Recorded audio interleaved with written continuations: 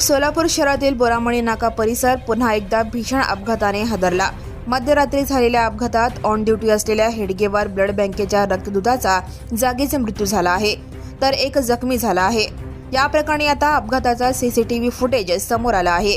5 मे 2026 रोजी बोरामणी नाका परिसरात आज मध्यरात्री सुमारे एका भीषण अपघातात एका दुचाकीस्वाराचा जागीच मृत्यू झाला. मृत व्यक्तीचे नाव विनायक वसंतराव कुलकर्णी, वय 38 असे असून ते सिद्धेश्वर नगर, मजरेवाडी, सोलापूर येथे राहत होते. ते हेडगेवार ब्लड बँकेत कार्यरत होते. अपघातात रणजित शंकर मळगे, राहणार तांडूर, सध्या राहणार 7 रस्ता, सोलापूर हे गंभीर जखमी झाले आहेत. त्यांना तातडीने खासगी रुग्णालयात दाखल करण्यात आले असून उपचार सुरू आहेत. मिळालेल्या माहितीनुसार विनायक कुलकर्णी आणि रणजित मळगे हे दोघेही रक्तदूत म्हणून ऑन ड्युटी होते. ते जोशी गल्लीकडून दुचाकीवरून बोरामणी नाक्याकडे जात होते. त्याचवेळी बोरामणी नाक्याकडून भरधाव वेगाने येणाऱ्या एका ट्रकने त्यांच्या दुचाकीला जोरदार धडक दिली. धडक इतकी भीषण होती की विनायक कुलकर्णी यांचा जागीच मृत्यू झाला. बोरामणी नाका परिसरात गेल्या काही दिवसात सातत्याने अपघात होत असल्याने स्थानिक नागरिकांमध्ये तीव्र संताप आणि भीतीचे वातावरण आहे.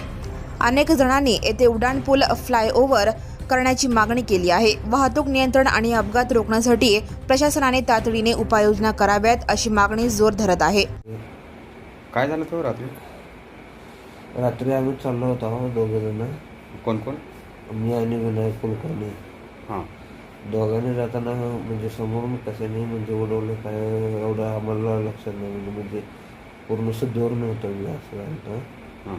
त्यांनी गाडी चालवायला लागली होती, मी पाठीमागे बसलो होतो. कुठून कुठं चाललो होतं तुम्ही?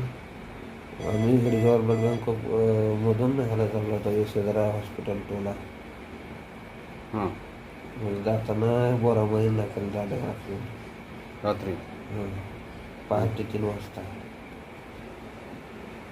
हे आलं होश कुठं आलं?